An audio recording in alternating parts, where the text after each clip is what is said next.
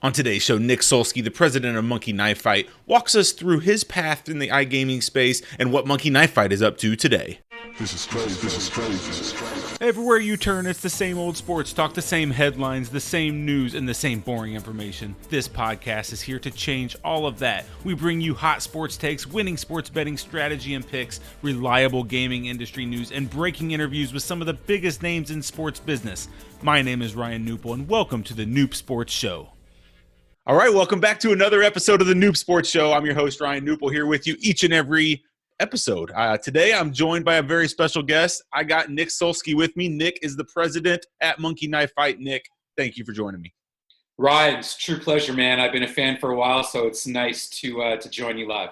I appreciate that. I appreciate you tuning in and listening when you can as well, and just giving us a little bit of your time today to talk a little bit about fantasy sports and about, I guess, your path through this. I love to talk to people like yourself who, you know, clearly looking at your track record, have been in the industry for quite some time and have a lot of experience in the iGaming space. And I just want to pick your brain a little bit and hear a little bit about your story. So I do appreciate it for sure. So. No problem, man. If anyone's listened or met me before, you know, I'm happy to talk. Awesome. I enjoy spreading the words. So yeah, let's go. First things first. I mean, we're sitting here in very different times right now. We have no sports going on. We are all shackled into our homes and not going out. How are you personally holding up through this COVID-19 pandemic? I mean, it's literally the weirdest time that I've ever experienced, that probably most of us have ever experienced, right? I mean, I think that personally, though, you know, outside of the ridiculousness in the real world, you know, my personal life, my family's personal life hasn't really changed all that much, to be completely candid. I mean, Monkey Knife Fight is a remote business, so we've built over the last 3 years and change, completely remote, and you know, my wife obviously has had to adapt to working from home.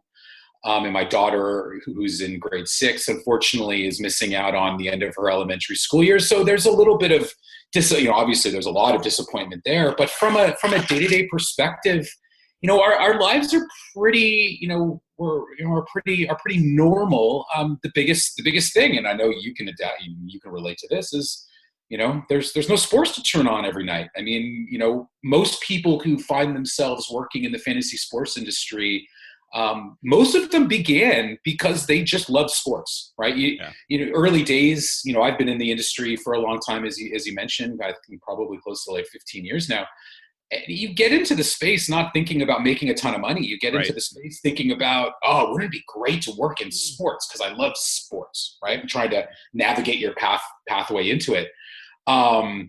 So I think that the lack of sports is really, you know, personally, obviously, from a business perspective, it's had a significant impact. But from a personal perspective, missing live sports is kind of the biggest thing. You know, I mean, you know, yeah, I miss hanging out with my friends and going out for a drink and this and that. But, you know, I'm lucky. I like my wife and I like my daughter. So, and I like that's wine. Always a good thing. It's always a good thing. Yeah, that's right. And there's no shortage of wine. So that's okay. For sure. Well, definitely, I think this has made us all in the sports industry, even though we all know we love sports. You know I love sports. I've been in sports forever as well. But I don't think I've ever appreciated it more than I do right now. And I'm like, man, I really do love sports. Like, because when it's not here, it's just like life is not complete. Like something is just missing, and you can only watch reruns in old games so much. Don't get me wrong. I love the old classic throwback games and some of that stuff, but you know, you can only do so much of that before you crave that live, you know, what's going to happen next type feeling. Totally. Dude, I've watched Jose. I live in Toronto. I've watched Jose Batista's bat flip game against the Rangers probably 4 times. And the amount of times in the last 2 weeks, we've been shown the Kawhi Leonard 76ers game 7, like, yeah, amazing, but not quite as great as last one. Yeah. So you made an interesting comment there that kind of opened my. You said something about navigating your way through the sports industry, you know, as a career. And I think there's a lot of college kids and kids these days, you know, wanting to get into the sports industry in some way or another. And I just want to hear a little bit about how you navigated through, and maybe just touch on some of your experiences that you had and leading up to where you're at currently. We'll talk a little bit more about Monkey Knife Fight here in a bit, but how did you navigate through that, piece by piece? Yeah, I mean, I think that really my journey is a bit different from, I think, a majority of the people in the fantasy sports space. I mean, a lot of people in fantasy sports are writers or are content people, I was never really a content person. I was an entrepreneur, and I've been an entrepreneur pretty much my entire life. I mean, I started off, funny enough, making kids' television shows. And so I was producing, directing, and hosting my own kids' television shows up here in Canada. And there was a sports talk show called Off the Record, which was very, very popular up here. And as I've said on a number of podcasts, and you'll probably hear me say this a few times on this show, I'm an if you don't ask, you don't get kind of guy, right? If you're an entrepreneur and you don't get used to the word no, stop being an entrepreneur. Because the vast majority of your life is going to be, you're going to hear that word. You have to keep flogging, keep pushing your way through. And quite frankly, if you're too scared to get that no and to ask for things, well, just stop. Like, honestly, it's you're probably not going to succeed. Yeah. And so while I was doing that kids TV show, and there was this big sports talk show, and I love sports. And this show would have like B and C level celebrities on to talk about sports with athletes. And I just literally, wrote an email to the producer of that show saying, "Hey, I'm on TV. I love sports. I can talk. What do you think?" So they actually let me do the show once. And I remember it was the day after the Blue Jays, like 1993. They had some kind of reunion of some of the players on the 92 or 93 team, and Candy Maldonado was on the show, and he hadn't slept, and he was completely hammered. It was and this was my first my first live sports experience, and here's drunk Candy Maldonado. I'm like, wow, this is nowhere but down from here. Anyway, so I started talking. That show went well, and I started talking about sports on TV, and then. Or on that show, and the producer of that show happened to be a big fantasy sports fan, and this was back in, I think, 2005, 2006. Wow. And the producer and I just became friends, and I was a big season-long fantasy guy, and there wasn't a lot of fantasy content out there, like broadband online content, or even let alone broadcast content about fantasy sports. So we just got to talking, and the two of us were able to convince the powers that be at a broadcast network in Canada called TSN, which is kind of the equivalent of ESPN up in Canada, that, hey, why don't we create a fantasy sports show, do it in the same studio with the same crew, and just have a go. And so they agreed, and we did something called the Fantasy Hockey Report, which I believe was one of the first broadband fantasy shows out there. So I did that for a couple of years, and literally it was just, I wasn't getting paid. It was just, let's just go and have some fun. Let's test this out. And then when I was doing that show, it got me really thinking about how fantasy and media and broadcast kind of really melded together. And then I founded a startup years ago called InGamer, and what we did was we built the first fantasy sports game that you can play in real time while you were watching a game on TV. So you could change your players during the game. Yeah, it was super. Yeah, back then, that's very cutting edge. It was very cutting edge. It was a free-to-play game. Yep. And quite frankly, we licensed it to some of the big – it was a licensing model. We licensed it to some of the biggest broadcasters up in Canada. It was our partner was Hockey Night in Canada, which is actually the longest running live sports television show ever in the world. Worked lots of deals. The problem was the business model at that point. And, like you said, if you're an entrepreneur, you're going to get used to failure. Well, ultimately, the product, as you said, the product was a really strong idea. It was a great product, but because it was a free-to-play game, and this was just around the time when, the FanDuels and the DraftKings were starting, or not even DraftKings, it was Draft Street at the time. Yeah. And the idea of daily fantasy sports was really starting to pick up. The fact that we were out there doing a licensing model and not generating revenue direct from consumers, logically, the product made sense from a media perspective. But if you're familiar with media, as you are, in order for a media to justify spending money, which they would need to do to license our product, they need to justify that spend by selling it to sponsors.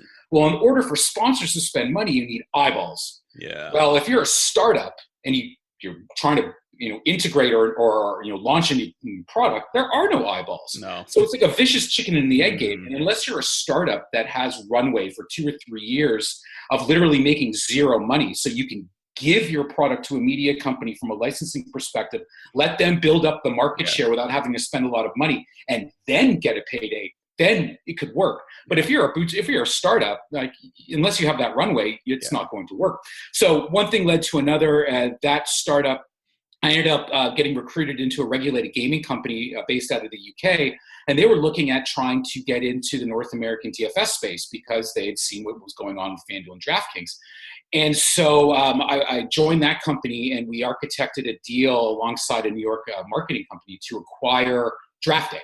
Draft Day at the time was number 3, number 4. I played a lot of Draft Day in the day. Yeah, Draft Day was great, man. And so we acquired Draft Day, and the idea with Draft Day was because it was co-owned by a regulated gaming entity, and this was 2014, 2015, and FanDuel and DraftKings had really started exploding. But the regulated, like the casino operators and the regulated gaming operators couldn't touch DFS at that point because they didn't want to jeopardize their gaming licenses. But they all wanted to kind of tap into that sports span. Sure.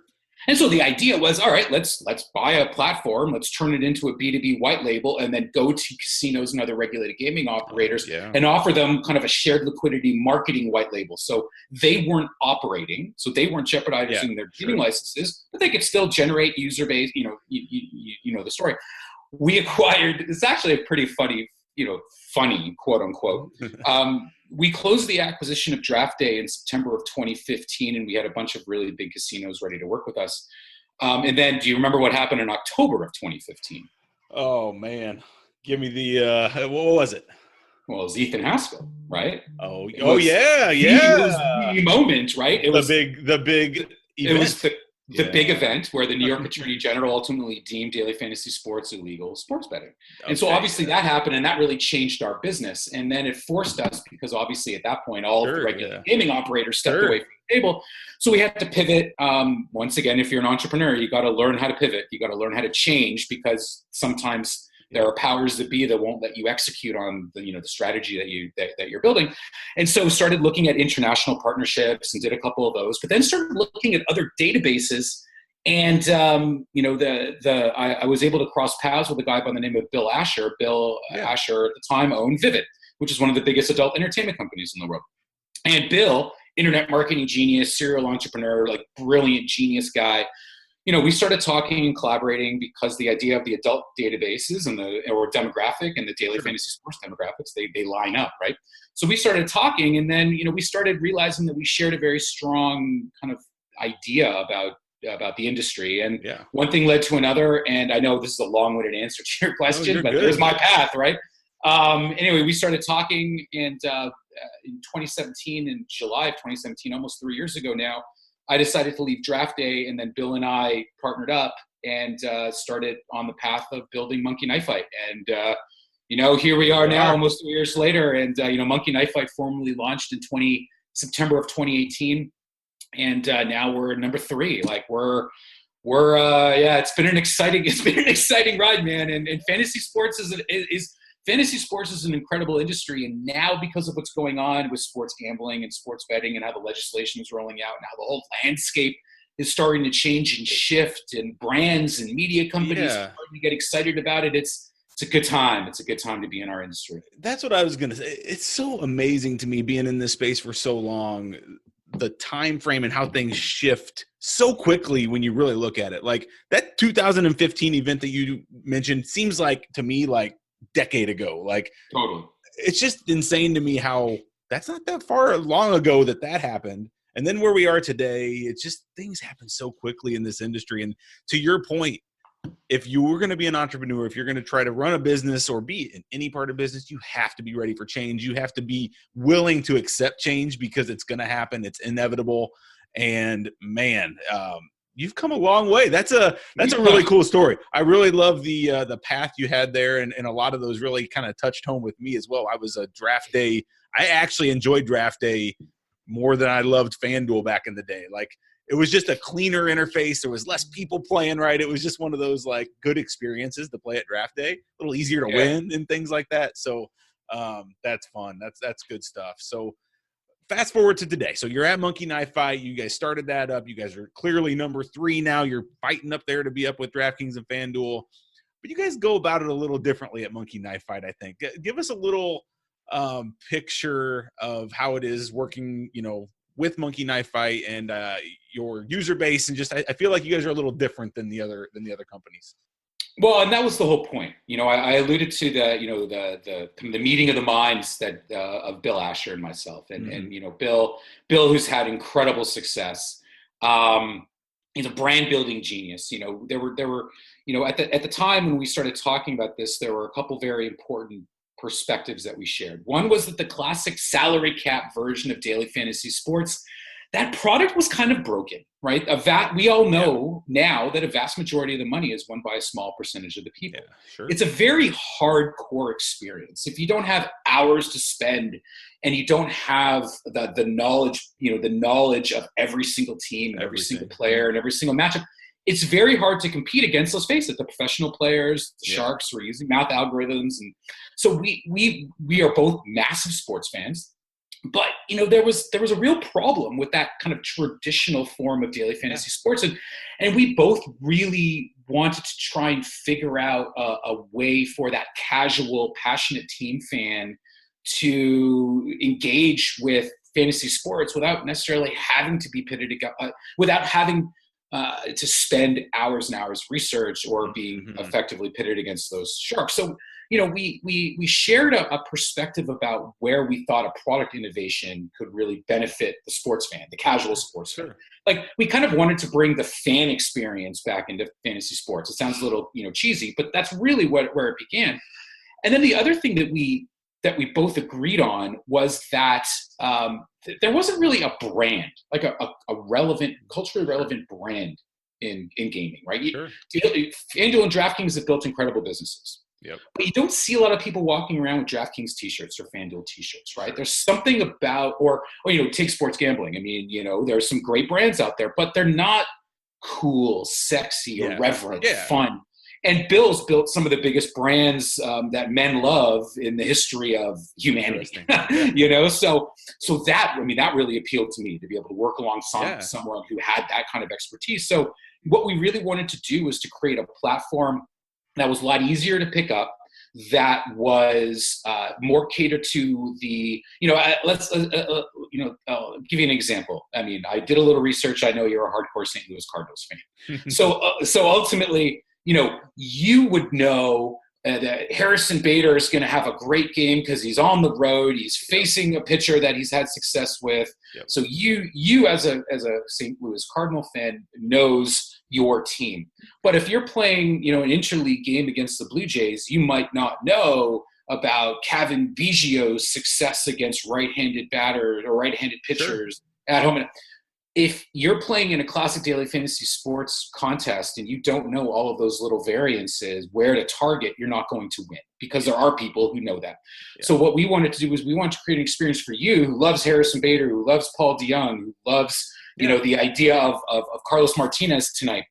And you're listening, you're reading about the matchup tonight, and you're playing the Milwaukee Brewers, and it's Brandon Woodruff on the mound, and you have Avi Garcia who's batting second tonight all of a sudden. So now you can play a contest on Monkey Knife Fight just focused on that one game, just focused on those star players that you really love, or even those secondary players on your favorite team that about. Yeah. You're not forced into targeting, as a football example, the third wide receiver on the LA Rams. Right. Like, honestly, right now, I don't even know who the third wide receiver on the LA Rams is or football game. But if you don't, walking into a classic DFS game, you're not going to win. Yeah. So what Bill and I really wanted to do was to create a platform that really was easy to understand from a local, passionate, casual team fan. And we launched in September of 2018, and we were thinking about just building awareness for a year, and then really kind of leaning on or pushing our foot on the gas in September of 2019 for the next football season. But December of 2018, January of 2019, the product started getting adopted, and things just kind of took off. And it's been a pretty exciting ride. So give us a little bit about the name. I mean, the name, the brand. I mean, I'm sure you've been asked this. I'm sure this question comes up a lot, but I'd love to hear it. Monkey Knife Fight. What's the relevance? Was it just hey man, we're sitting around over a beer? Oh, that's a funny name. Give me that story. What was that story on the name of the brand? It wasn't beer. It was tequila. Well, let's that's okay. Let's make that clear. Beer would have been a way worse name if you were just drinking beer. So there you go. Yeah, exactly. Right. I mean, people ask that question all the time, like, why Monkey Knife Fight? I mean, the simple answer is exactly, right? I mean, Monkey Knife Fight is a name that you're not going to forget, right? Yep. I mean, it is a Simpsons reference. Bill and I are both Simpsons fans. Yep. The way that Bill, Bill told me a story, years ago about how Bill owns a slew of bars and restaurants. And the way that he likes to name those bars and restaurants is he would sit around with the manager or his partners at the bars and restaurants. They drink and they throw out these names. One night we did that, and a bunch of names were thrown around, and Monkey Knife Fight happened to be the one that kind of resonated the next day. But that being said, we were both a little intoxicated, and so the idea of Monkey Knife Fight when we woke up the next day was like, it's pretty funny. But we gave a bunch of names to our designer, who's incredibly talented, and he came back with a bunch of different logos, and saw the logo for Monkey Knife Fight right there, and it was like, wow, all right, we're Monkey Knife Fight, but it's something you can't forget, right? I mean, how many? Oh, absolutely. Yeah, right. I mean, how many fantasy companies have the name Draft or Fan in it, right? Right. I mean, it's refreshing to see something that's not so descriptive, right? It's like it is a true brand, like you said earlier. So, well, that's part of our goal. Absolutely. Exactly. Yeah, and you guys have done a good job with that for sure. Now, I've been seeing news. I've been seeing you guys growing. I saw recently you guys had some kind of partnership or something with the Milwaukee Brewers, and you're starting to kind of get in with some of these teams. Tell us a little bit about, I guess, the growth that you expect when sports comes back and as things get moving here.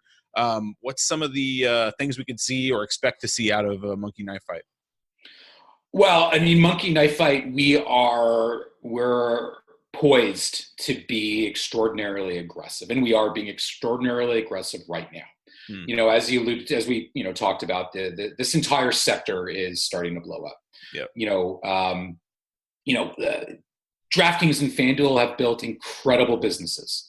I mean, DraftKings went public a couple weeks ago at $4 billion, and now they're worth $8 billion, and they're predominantly a fantasy sports company, right? Sure.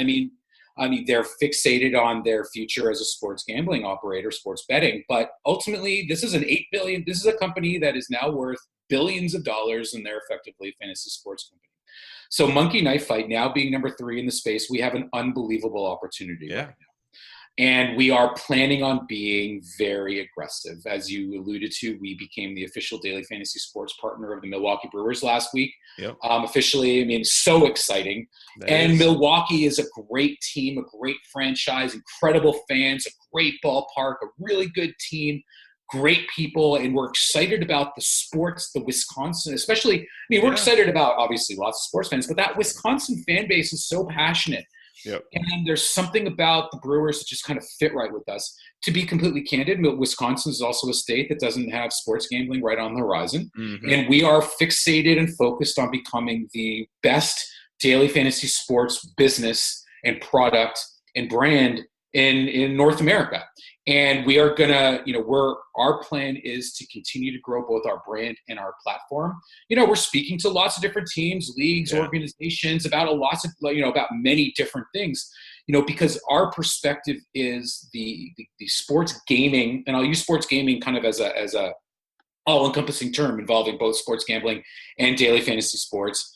The sports gaming segment in North America or in the US, let's say, to focus it, I mean, it's exploding. It's going to explode. I mean, look at the investor reaction to DraftKings on the stock market. While everything else is going down, with the exception of Netflix and Amazon, well, here comes sports gambling, right? It's going back up, or it's going up. So there are very few other DFS companies, or there are no other DFS companies that are capitalized like we are, that has a team like we have, and that has a brand as compelling as our brand. Our product. I'll put our product up against any other site out there. Yep. Easy to pick up, cool to play, sexy to look at, fun, all of that, all those bells and whistles. But ultimately, we have positioned ourselves in a way where we're coming out swinging right now. Yep. We never took our foot off the gas. As soon as COVID happened, as soon as the pandemic and the shutdown happened, our owner committed to we're 37 full-time people. He committed to the entire team. No one was furloughed, 100% salary. It was, balls to the wall. Like Wow. Bill is, like I said, Bill is an incredible guy. And any great developers out there, any great marketing, sales, customer support, hey, we're hiring. So careers at monkeyknifefight.com. There's my plug, right? Come on, join the team. We have an awesome team. And, it's literally go, go, go, go. And when sports come back, I mean, UFC coming back was great. NASCAR's this weekend. Golf is in a few weeks. Baseball, we're all pretty bullish. Baseball is coming back in early July. Oh, yeah. So we are, of course, we want live sports to come back, and that's going to, we kind of feel like a bull in a bullpen, right? Yeah. Let's get that thing open. Like we're bucking and we're ready to go. And so obviously we're excited for that moment, but right now we're talking to literally, so many teams and organizations and groups, from esports to pro sports to real brands to agencies. Like right now we're really trying to plot and navigate how we're going to really harness the momentum of the sports gaming space, because we think that our opportunity is sky high because, like, as I mentioned, yes, we have a really cool gaming platform, but we also have a really compelling brand. And if you can marry those two things together, that's really sexy. One thing I find interesting about all of that discussion there, and I don't know how much you can talk to this or whatnot, but I'll go ahead and go anyway. The brands like FanDuel and DraftKings are starting to put a lot of their attention to the sports betting side. And so I almost think, does that create an opportunity for Monkey Knife Fight in the daily fantasy space, where I know their teams are big and I know they got big teams, but maybe they're going to put a little less focus on that DFS side because they're really so gung-ho about the sports betting side. It's a two-part question. One, is Monkey Knife Fight looking to potentially get into the sports betting operator side of things, or are you truly sticking with DFS? Or if you can't answer that, I do understand that. And then secondly, could you see them slipping a little bit in that space, and maybe you guys being able to – that's why you're going to go so aggressive at that, maybe able to slip in there and then kind of take over a little bit? So I'll answer the second question first, and then, yes, I'd be very happy to answer that first question. We're cards on the table. Transparent. Right? There's no bullshit with Monkey Knife Fight. Okay, so as far as FanDuel and DraftKings and their kind of their position in the daily fantasy sports space, listen, they're number 1 and 2 by a mile. I mean, let's face facts. Obviously, our goal is to get as close to them as humanly possible, because that's our ultimate goal, is to be number 1. FanDuel and DraftKings is focused on sports betting. I mean, that's no surprise to anyone. So ultimately, yes, I don't know anything direct about how much money they've allocated to their DFS business, but it is very clear from conversations I've had with, all the affiliates that you and I both know in the space, content providers, that their focus has definitely slipped a little bit from DFS. And also, let's face facts. They have spent 7-8 years spending hundreds of millions, billions of dollars in marketing their style of daily fantasy sports. If you're a sports fan and you have not played FanDuel or DraftKings yet, the chances of you converting now are fairly slim. And they know that, right? Why are you going to keep spending money hitting somebody over the head with something if they just don't want to do it, right? So they're brilliant. I mean, FanDuel and DraftKings are, the people that own FanDuel and the people that run Draft. I mean, they're brilliant. So let's face it. They understand what they're doing, and they know that the last thing they want to do is waste money.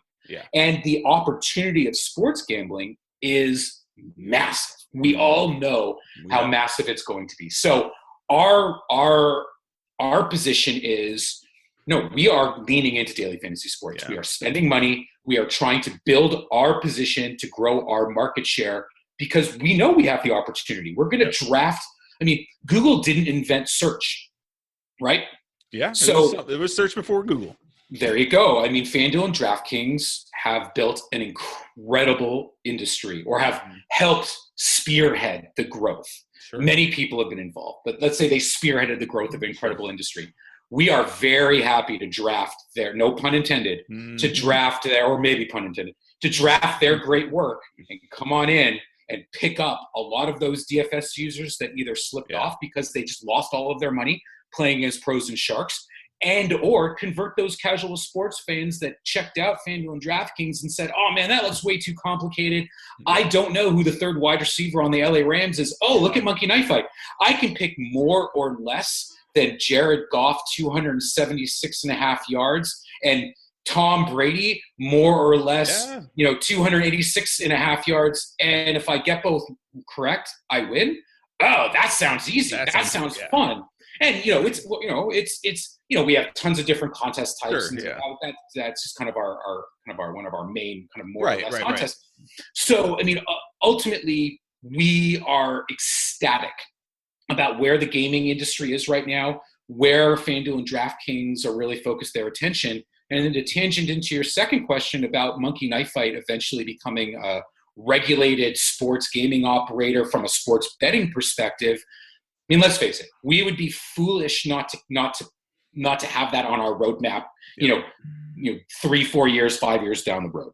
Yep. Our goal right now is to build the best daily fantasy sports business possible, to acquire as many customers, to build our brand to create as compelling of a database as possible. And as sports gambling rolls out to more states, I mean, right now, 9 states have legal mobile sports betting. That's 9. And FanDuel and DraftKings is not operating in all of them. Right. We're in 30, about to be 31 states right now. Hey, if I'm building a business, I'd rather be able to build my business in 31 states as opposed to just a few. Sure. And you and I both know how expensive it is to get into sports gambling. Yeah. So the reality is our plan is to build and focus on DFS. But let's face it, 3, 4, 5 years down the road, when the time is right for us to pivot into becoming a regulated licensed sports betting operator. Yep. Yes. I mean, we love kind of props and proposition style daily fantasy sports. And we believe that by creating a brand synonymous with props, when we do make that pivot, Monkey Knife Fight becoming synonymous with props, I mean, that's a slam dunk. Because you and I both know that people typically utilize multiple sites for their gaming. Sure. You'll play FanDuel and DraftKings and Monkey Knife Fight. Yep. You'll go make a bet at FanDuel and you'll make a bet at DraftKings and you'll make a bet at wherever else, right? At BetMGM. So, hey, if we can become the leader or synonymous with one style, that's great. We love that idea. So, I mean, this is down the road, right? Sure, we're constantly thinking and evolving our strategy. Right. It's business, right? We got to be able to bob and weave, like any good entrepreneurial, endeavor. And so, So, I mean, I hope that answered your question. That, It did. Yeah. It did. That's awesome. That's amazing. Well, Nick, man, this is a great conversation. I could sit here and talk for hours. It's already been 30, 40 minutes. I don't want to keep you all day. What else, maybe some closing thoughts, anything else about the industry, just in general that you want the audience to hear about what you guys have going on, or just in general, anything else on your mind? No, I mean, let's face it. I mean, the biggest thing on everyone's mind is sports coming back. Like sports are coming back, and craving it. Well, that's it. And I think that as soon as sports comes back, you are going to see Monkey Knife Fight, and let's face it, a lot of other sports gaming operators and sites absolutely explode. I agree. I think that the regardless of the investment opportunities within this space, there are not a ton of opportunities out there, right? For investors who want to get into this industry, there aren't a lot of operators that you can buy into right now. There aren't a lot of, yes, you can go and you can buy stock on DraftKings, but you don't have that 10x, 20x opportunity. I will say to tease a little bit, we have huge plans. Yeah. We are planning on making a major play in this sector, and you can kind of read between the lines of kind of what I'm saying there. So, I think that, as far as, any parting shots, I mean, you started this off with people who are looking at getting into the fantasy sports industry. Yep. Hey, if you're sitting here listening to Ryan's show, I mean, obviously you're familiar with the sports space. If you're working in the fantasy sports or in the sports gaming industry right now, and you're looking for a change and you want to join an incredible team, careers at monkeyknifefight.com. We are building, we are growing fast. Honestly, we have just the best team. And you talked about how much fun you had at draft day and how much you loved their product. Yeah. When we started Monkey Knife Fight, Scott Malwig, who is a very, he's just an incredible daily fantasy sports, long time, kind of I don't want to say operator. I don't want to say marketer. I don't want to say product guy. He's kind of an all-encompassing DFS Personality.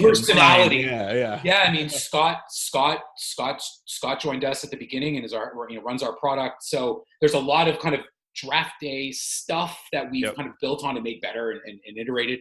Like, we have an incredible team. Yeah, sure. And, we what's funny is, we've been remote for 3 years. We run completely remote. So it doesn't matter where you are. Doesn't matter, what your specific, focus is. Hey, like, we're making huge moves. And we're just excited to see what the fall is going to look like when you have, theoretically every single sport going. It's going to be, it's funny. We go from the kind of the desert of being a sports fan to literally the oasis of being a sports fan, right? Yeah, it's gonna be nuts when sports comes back, because we're probably gonna have all these sports overlaying each other, trying to compete for time and this and that. And I think like you mentioned and you alluded to, the collective balloon that is growing here of people just ready for sports is just going to burst when it comes back. And there's going to be so many people playing fantasy sports, kind of getting their passion back, right? Because sometimes you can get, especially if you play a lot of DFS or play a lot of sports betting, you can get a little burnout with it as a player. And so I'm hopeful that this time off and this lag is going to almost rekindle some of these, some passion for the space, right? Somebody, oh man, I really missed it. I need to get back and play. I can't wait to play. And it just goes and explodes from there. So I think you're going to see that when sports comes back for sure. I absolutely agree. I think people are chomping at the bit. And I think it's also going to be an opportunity for people who've never done DFS or have never played Monkey Knife Fight to say, that sounds kind of cool. Like, I'm going to give that a go because, I'm sitting there and watching baseball. Yeah. And I'm watching basketball at night. And it's like, what am I going to, I want to make this experience a little bit better. You can play on your phone, you can sit on the couch, play with your friends. Like, I think that the idea of being a sports fan, especially in this space, it's also going to be a fanless experience.